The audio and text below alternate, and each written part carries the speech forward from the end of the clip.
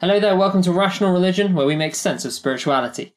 In today's episode of Believe You Me, we're going to be talking about evolution and Islam and the Holy Quran. This is part 5 of our total evolution series? and part 2 of Islam and evolution. Okay, so we've got a series just flying around here. It's gone crazy, hashtag crazy. Okay, so in this episode we're going to talk about the Holy Quran, and specifically how does the Holy Quran discuss the idea of evolution in general and biological evolution in particular. Okay. And in the last episode we talked about how Muslim philosophers have talked about it in the past, and in the next episode we're going to be talking about how contemporary Muslim theologians and the Khulafa of the Ahmadiyya community, for instance, have interpreted this idea. But we're going to crack on with the Holy Quran right now. So, what is the first mention of evolution in the Holy Quran? Well, the first mention of evolution really is in the very first attribute given of God. Okay. In the opening chapter, in pretty much the first line. Yeah. So you could say that evolution is right there at the beginning. I see what did that. So, it's actually, God says the very first opening prayer, of the Quran, which is the Surah Fatiha, which Muslims recite, I think 40 times a day, and then in the course of their normal prayers. It begins with, all praise belongs to Allah, which actually means that every kind of praiseworthy quality, but I'm not going to get sidetracked, it's great, it's a beautiful belongs verse. In its perfection to God. Belongs in its perfection to God. Every kind of perfection belongs to God, who is Rabbil Alameen. Now, Rabbil Alameen means Rabb, and it has two composites of it, Rabb and Alameen. Yeah. Rabb means literally the evolver. Yeah. The word literally means the evolver. I can't think of a better English translation than that. It's usually translated as Lord. Yeah. Okay? But it actually means the one who develops something stage by stage from its origin to its perfection. Yeah. And Alameen creates and sustains. Creates and sustains and develops. And Alameen means every realm of existence. Yeah. You can't even say all peoples. You can't even say all realms even. I mean, it's even wider than that. It literally means every kind of universe, every kind of existence, every kind of thing, right? So it literally means God is the evolver of every realm. So it's saying that evolution is the basic law, if you will, of existence. Of existence. Of non-God existence. Yes. Right? So God is always evolving everything to come into its completion in some form of unity with himself. Absolutely. Okay. Absolutely. So that's the first mention. That's about in principle. So we understand that, God created the universe because he's the creator, he's Rabb. Then he developed it and he sustains it, right? Yeah.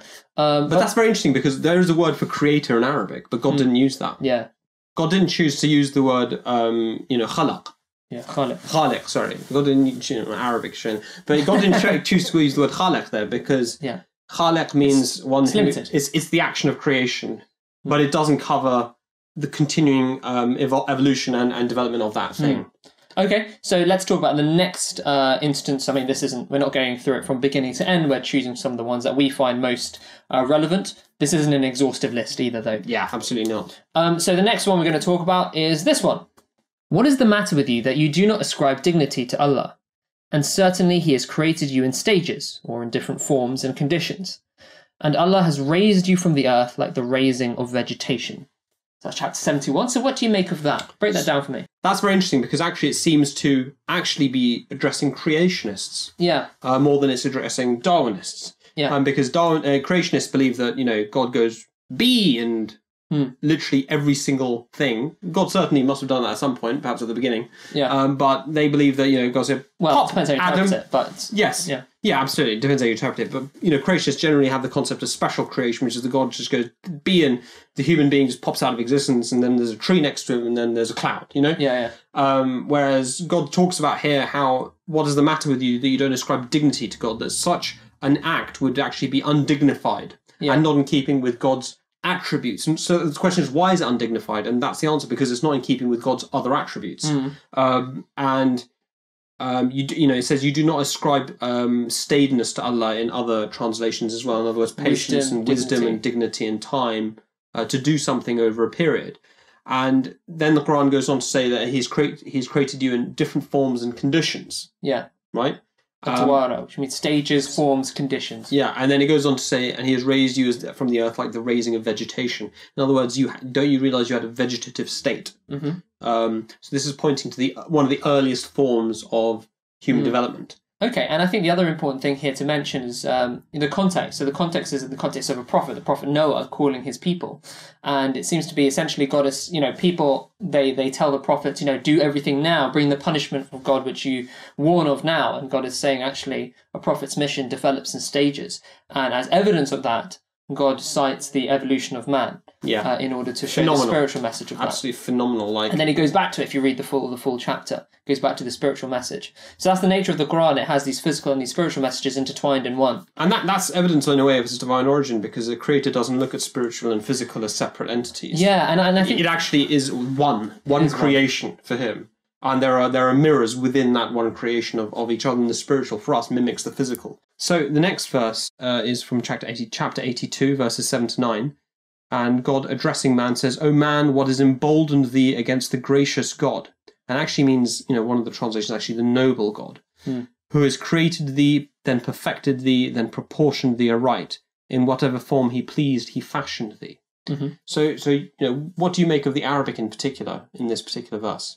Okay, so I think this is much more directed to people who sort of deny that God has had any involvement in biological evolution or human affairs, really, sort of the deists and the atheists out there. God is saying that this is not a noble thing for God. So God is saying, what has emboldened you against God, against his noble character? Why do you hate God, basically? Yeah, or why do you begrudge God and think that he is actually not capable of this? Yeah. Do you not see that he has created you and then perfected you, is translated, and balanced you, if you will? Yeah. I mean, the words actually, if you go back to the actual fundamental words, it's created as literally means to create, comes from the same word as khaliq, the creator. And then the next word is about balance and bringing balance and harmony and symmetry. Fasawaha, I think, is the word. Fasawaka is the word which literally means symmetry. Yeah. And then the last one comes from the Arabic word for justice. Yeah. And produced you with a sense of justice. And there's the book and balance and balance you can physically as well. Yeah, and that's a wonderful use of the word justice in relation to physiology, where we see things like homeostatic mechanisms, where the body is in continuous harmony, whereby feedback loops occur, so as to prevent systems going out of whack, and that's what happens in disease states. So it's talking about three levels of producing humanity, of design, like design principles. So it's talking about like almost the crudest state possible, almost like the raw materials, the initial state. He created you, and then he perfected you, is translated as. It actually means he balanced you. Yeah, or created symmetry. Symmetry. And then there's another layer on that. So if the Quran was a creationist book, it would just say, "Did you not see that how God has created you?" Yeah. But actually says, "Do you not see that God has created you and perfected you and proportioned thee aright? In whatever form he pleased, he fashioned you." Yeah. So saying actually your design is based upon divine wisdom and in the way that God pleased to do things, right? In accordance to his wisdom and his purpose. And then there was a step-by-step process by which this happened. Yeah. So this is clearly talking about some form of evolutionary process. Yeah. Okay? And in fact, when we go on to the next quote, actually, it's even clearer that God is addressing that there is a process involved. And in this particular one, God really addresses the Darwinists in the room. Yeah, so he says, God says in the Holy Quran in chapter 28, "And thy Lord creates whatever he pleases and selects. It is not for them to select. Holy is Allah, and far is he above that which they associate with him." So, it's extremely direct. God is saying he creates and selects. It is not for them to select. Yeah. So Darwinists obviously say that natural selection shapes human life forms and life form in general through an unintelligent selective process. Yeah. But God is saying both the creative mechanisms, i.e. the mutations, and selective processes, i.e. the environments which affect organisms at certain times, were guided by God. To a certain purpose. Yeah, and that makes sense because one key argument against Darwinism is that if you have mutations doing something here and you have natural selection doing something here and they're not working in tandem in a coordinated fashion, you're not going to produce a trajectory of evolution. You're not going to produce a wholesome. Let me give you a simple example. We here are humans. If a volcano explodes next door. We're all going to be wiped out, but the organisms that are going to survive are pyrobacteria, which are the most basic life forms in existence. Yeah. So all of a sudden, you go from the peak of evolution in terms of complexity, conscious awareness, etc., and you go all the way down to the beginning because of a random environmental pressure. And yet we see in evolution a trajectory from very, very low consciousness to very, very high consciousness, which Darwinists can't really explain. They try to, but as we've shown in many of our videos before, they can't. Stephen Jay Gould famously said, if you rewind the tape of evolution and play it again, it wouldn't produce us. There's just a happy chance that it'd be here. Yeah. Which is very convincing. Yeah. Now, there's another verse in chapter 87, in the chapter called the Highest, Ala, Surat al-Ala.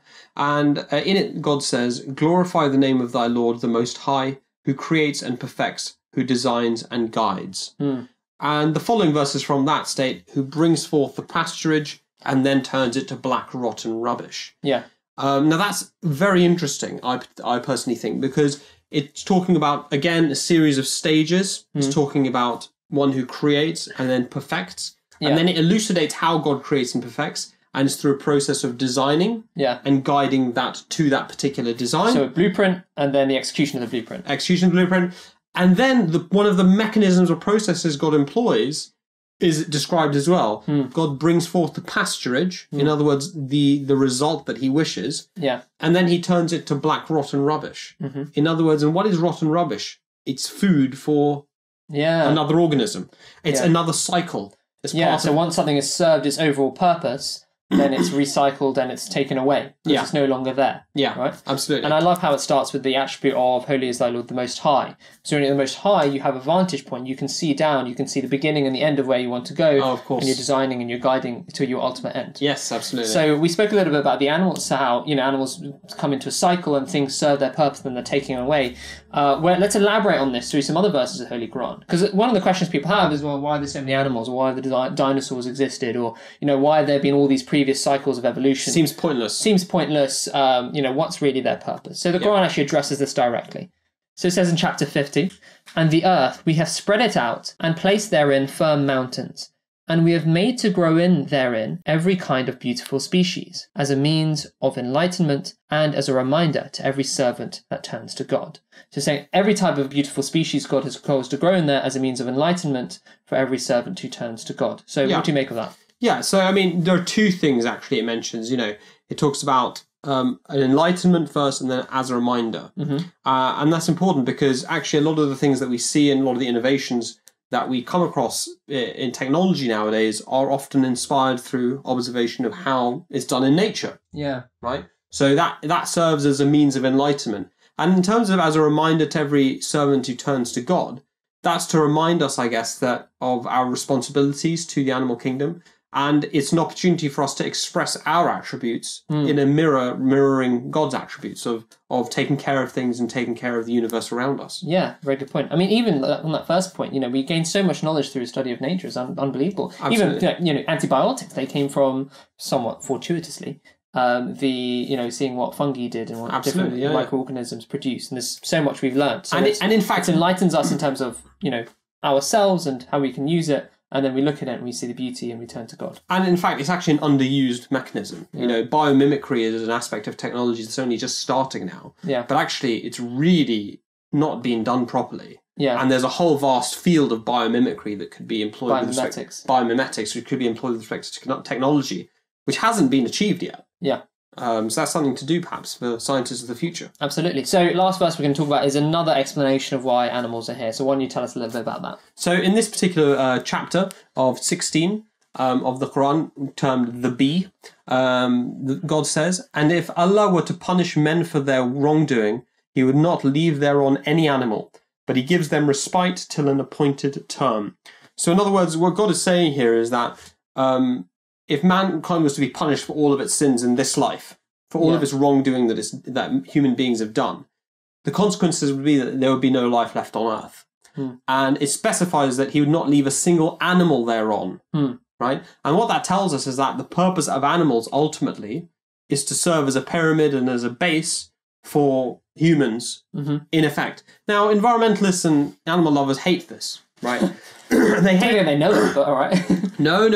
They do, through Christianity, because Christianity has a similar concept that we are the stewards of nature. Right. That we are the trustees that God has appointed, over nature to take care of it, etc. But that ultimately they're there to serve our purpose of enlightenment and turning to God. And we're not supposed to serve sheep. Yeah. What? Well, apparently not. So But the point is that I've spoken to environmental, people who I consider myself to be somebody who loves nature and cares deeply about the environment. But I've spoken to some people who they believe that actually a sheep, for example, has no lesser right to exist than a human. Wait till they have children. That's all I say. And then they can say that about their own children. I doubt it somehow. But anyway, that's not the point. The point ultimately is that this verse is saying that the whole creation of the animal kingdom is to serve human beings and their purpose of turning and recognizing their creator. Now, that's not to say that in Islam you're allowed to just abuse animals because they're your belonging. On the contrary. Yeah, that's true. So, for example, when a Muslim kills an animal to eat, you're meant to say bismillah, Allahu Akbar, which means in the name of God. God is the greatest. Yeah. And the point of doing that is to recognize that you don't actually have any right over this animal. It doesn't belong to you, it belongs to God, and you're only being permitted to do this in the name of God. And the Quran actually talks about it as an abomination. Yes. If you take of God's God's creatures, of any food. It doesn't even talk about meat. Invoking God's name. It doesn't even talk about meat. It talks about food. You could take a banana without saying bismillah, and that would be covered by that verse, that it's an abomination for you to be eating that without pronouncing God's name and recognizing that you don't have any intrinsic right on the banana. Yeah, even. But there is still this idea that this is a pyramid and it's made to sort of serve humanity, even in terms of old animals like dinosaurs or whatever. They now produce a lot of biomass that we to extract as fuel, etc., etc. Yeah. But what would you say to people who say that this is speciesist? I generally tend not to say anything to them. I just walk away. I actually self-identify as a speciesist on Thursdays. Yeah. That's what I do. Just going to leave that there. All right. Does that mean you identify as a speciesist or as a particular species? I don't identify as a particular species because I think it's exclusionary. Fair enough. I think that's a different episode. I think tackling that question of self-identification, different episode, I've got to say. Anyway, I think that covers us for today, and hopefully we'll be back. Well, yeah, definitely hopefully we'll be back. We will be back. We'll see you next time. Peace be on you. Oh, and yeah, don't forget to subscribe. Subscribe below.